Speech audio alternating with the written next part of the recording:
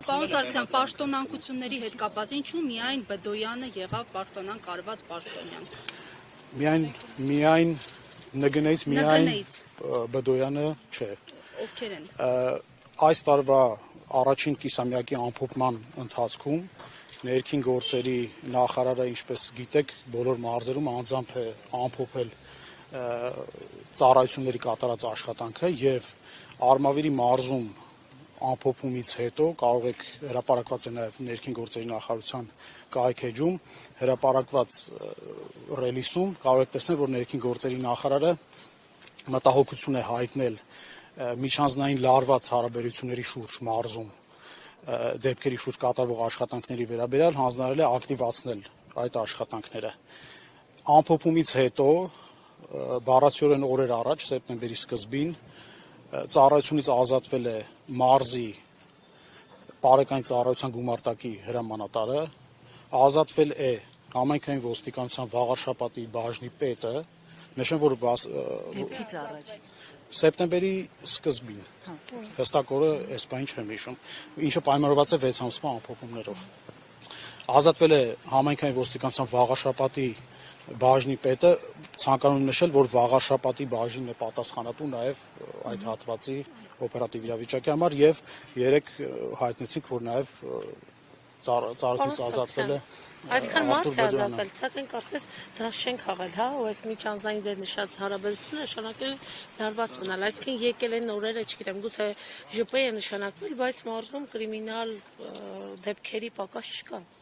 Մարզում կրիմինալ դեպքերի հետ կապված թույլ տվեք չհամաձայնել պնդմանը, եթե խոսքը վերաբերում է կոնկրետ Մերձավանի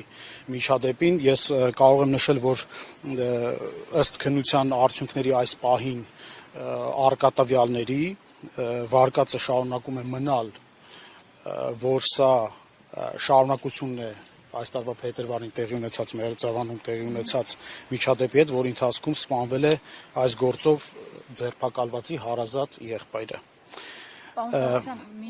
Կներեք, ես այս առումով որոշակի պարզաբանումներ անեմ հետագա նաև հարցերը կանխելու համար։ Փետրվարի 5-ին Մերձավան համայնքում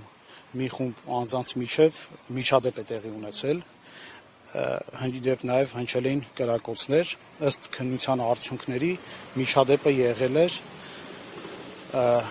մեքենան արագ վարելու, ինչպես նաև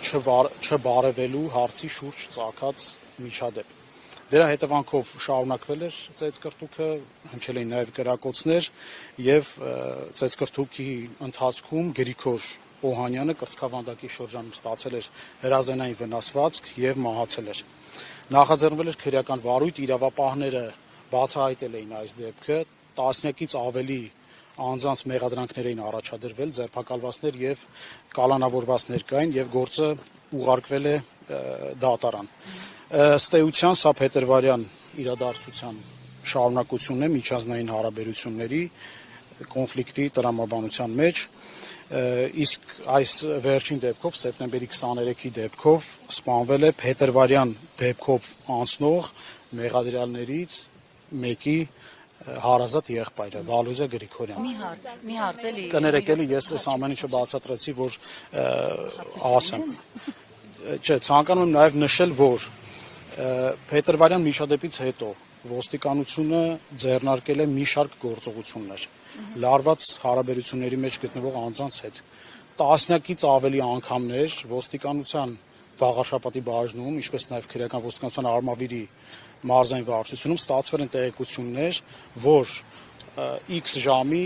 X հատվածում պետք է հավաքվեն եւ հերթական անգամ պարզեն հարաբերություններ։ Անմիջապես բոլոր կողմերից անձինք հայտնաբերվել են, ներկայացվել են բաժին, բացատրական աշխատանքներ են տարվել։ Բազմաթիվ նման դեպքեր կան, ես կրկնում եմ տասնյակից ավելի։